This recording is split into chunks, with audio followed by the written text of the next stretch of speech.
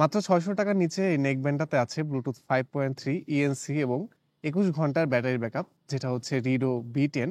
রিডো হচ্ছে ভিভোর একটা সাব ব্র্যান্ড, আপনারা অনেকেই জানেন। এত কম প্রাইসে এই নেক ব্যান্ডটা আসলে ভালো, ভালো কিছু অফারিং দিচ্ছে। কাগজে কলমে আরকি। সেটা প্র্যাকটিক্যালি কেমন আজকে আপনাদের সাথে শেয়ার করব। আপনারা দেখছেন আশফাক নাসিব টেক। সাথে আছে আমি আশফাক নাসিব অভিনন্দন। আপনারা যদি চ্যানেলটা সাবস্ক্রাইব করে না থাকেন তাহলে সাবস্ক্রাইব করে দিতে পারেন।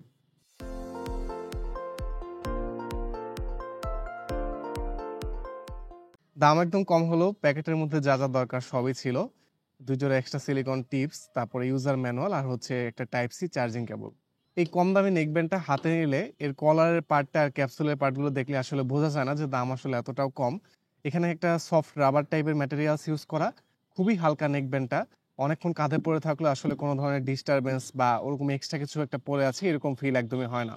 বাট নেকব্যান্ডের যে তারগুলো সেগুলো কিন্তু খুবই পাতলা লেগেছে আমার কাছে। একটু সাবধানে ব্যবহার না করলে হয়তোবা এটা ছিঁড়ে যেতে পারে। এখানে যে বাটনগুলো ইউজ করা হয়েছে সেগুলো প্লে, পজ, তারপরে কল রিসিভ, ডিক্লাইন, এগুলো ভলিউম প্লাস মাইনাসের জন্য ইউজ করা হয়।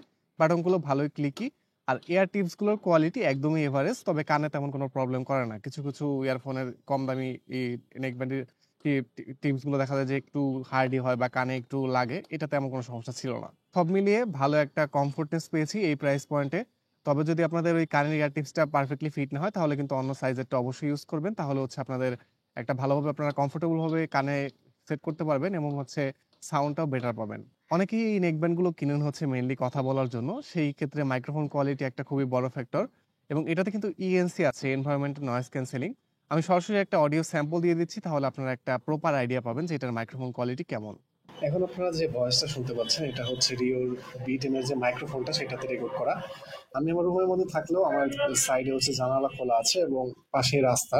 তো গাড়ি ঘোড়ার সাউন্ড অনেকটাই আছে। কতটুকু ব্লক করতে পারছে এটা বা কেমন সাউন্ড ভয়েস পিক করতে পারছে সেটা হয়তো বা আপনারা একটা ভালো আইডিয়া পেয়ে যাবেন এটা শুনলে। সাউন্ডের জন্য রিডো B10 এ আছে একটা 10 মিলিমিটার ডাইনামিক ড্রাইভার এবং সবচেয়ে ইন্টারেস্টিং ব্যাপার হচ্ছে এটা খুবই কম দাম হলেও এটাতে AAC কোডেক সাপোর্ট আছে। সাধারণত এই প্রাইস পয়েন্টের নেক ব্যান্ড গুলো যেগুলো একদমই এন্ট্রি লেভেলের SBC কোডেকই সাপোর্ট করে। বাট এটা আমি ফোনের সাথে কানেক্ট করার সাথে সাথে দেখলাম যে AAC কোডেকটির সাপোর্ট এসেছে। বাট মেইন কথা হচ্ছে এগুলো বাদ দিয়ে যে সাউন্ড কোয়ালিটি আসলে কেমন। সাউন্ড কোয়ালিটির কথা বলতে গেলে যেহেতু হচ্ছে খুবই একদম এন্ট্রি লেভেলের জিনিস, এই প্রাইসের নেক ব্যান্ড থেকে যেই জিনিসটা ১ম এ আমার এক্সপেকটেশন ছিল সেটা হচ্ছে সাউন্ডের ক্লিয়ারিটি নিয়ে। সাউন্ডের ক্লিয়ারিটি আসলে মানে নোটিসেবলি একটু কম থাকবে, এটাই স্বাভাবিক। তবে নেকব্যান্ডের যে ট্রেবলের অ্যামাউন্টটা সেটা আমার কাছে ঠিকঠাক লেগেছে, যেটা একটা পজিটিভ সাইড। সাধারণত এই প্রাইস পয়েন্টের যে অডিও গিয়ারগুলো আছে নেকব্যান্ড বা TWS বা যে ওয়্যারলেস ইয়ারফোনগুলো আছে সেগুলো দেখা যায় যে ৭০-৮০% ভলিউমে গেলে এত ক্যাচক্যাচা সাউন্ড শুরু হয়, মনে হয় যে কড়াইতে মনে হয় তেল দিছে বা মাছ ছাড়লো এরকম লাগে আরকি। তো সেই বিষয়টা ছিল না।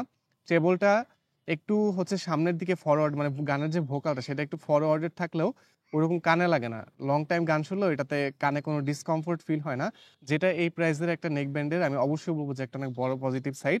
কারণ এই নেক ব্যান্ডগুলো সাধারণত বেশি সাউন্ড বুস্ট করতে যেয়ে একদম খ্যাচখ্যাচা টাইপের সাউন্ড করে দেয়, যেটা এটার মধ্যে ছিল না। ফুল ভলিউমে আমি কোনো ডিস্টরশন পাই নাই। আমি একদম ১০০% ভলিউম দিয়ে গান শুনছি। এটার কিন্তু সাউন্ডটা আমার কাছে খুব বেশি লাউড লাগে নাই।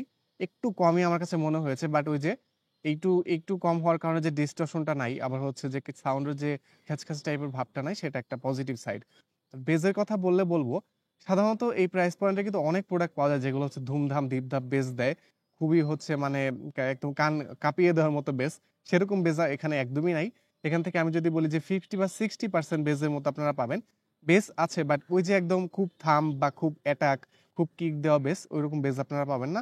আমার কাছে মনে হয় এই একটু কম বেজের কারণে সাউন্ডের যে অন্যান্য যে মিউজিক্যাল ইন্সট্রুমেন্টাল ভোকাল এগুলোর যে সেপারেশনটা আর হচ্ছে মোটামুটি মানে যে ভয়েসের যে ক্ল্যারিটিটা সেটা ঠিক রাখতে বা সেফ রাখতে পেরেছে। সব মিলিয়ে আমি যদি বলি যে এই প্রাইস পয়েন্টে এটার সাউন্ড ঠিক আছে, আমি ভালোই বলবো। নট লাইক যে খুবই এক্সট্রা অর্ডিনারি বা হচ্ছে একদম বেস্ট সাউন্ড কোয়ালিটি এই প্রাইসে, এমন না। বাট এই প্রাইসের কনজিউমারদের যেমন সাউন্ড দরকার আপনারা তেমনটা পাবেন। বাট আপনি যদি খুব বেশি বেজ এক্সপেক্ট করেন তাহলে আপনার এটা অ্যাভয়েড করাই বেটার হবে। কারণ খুব বেশি কিক বা থাম দেওয়া বেজ এটা পাবেন না, যেটা আমি আগেই মেনশন করলাম। কোম্পানি ক্লেম করছে এখান থেকে ২১ ঘন্টার ব্যাটারি ব্যাকআপ পাওয়া যাবে। বাট এটা আপনারা ধরে নেন যে ৫০ বা ৬০% ভলিউম ঐরকম আরকি লেভেলের জন্যই এটা হচ্ছে অ্যাকসেপ্টেবল। আর তারপরে আমি বলব যে এটা এই প্রাইসে যে ব্যাটারি ব্যাকআপটা দিচ্ছে, সাধারণত আমি অনেক নেক ব্যাংক দেখেছি যে ৮ ঘন্টা বা ১০ ঘন্টা ব্যাকআপ দিতে পারে। সেটা থেকে আসলে ফার বেটার এটার ব্যাটারি ব্যাকআপ। একটানা অনেকদিন ব্যবহার করা গেছে, এটা নিয়ে কোনো সমস্যা নেই। Redmi B10 সব মিলিয়ে একটা ভালোই ডিল। একদমই যেহেতু কম প্রাইস, ৳৫৫০ আসলে কতটা এক্সপেকটেশন রাখা যায় আরকি। মানে একটা নেক ব্যান্ড থেকে ওয়্যারলেস যেটায় ব্লুটুথ 5.3 আছে, ENC আছে। সব মিলিয়ে আমার কাছে এটা ভালো ডিল মনে হয়েছে। Redmi অফিসিয়াল সাইট থেকে ডিসকাউন্টে কেনার জন্য ডেসক্রিপশন বক্সে লিংক দেওয়া থাকবে। আপনারা সেখান থেকে অর্ডার করে নিতে পারেন। তো আজকের ভিডিওটা এই পর্যন্তই। ভিডিওটা দেখার জন্য আপনাদের সবাইকে অসংখ্য ধন্যবাদ। সামনের ভিডিওতে দেখা হবে। অন্য কোনো গ্যাজেট নিয়ে আসবো ইনশাআল্লাহ।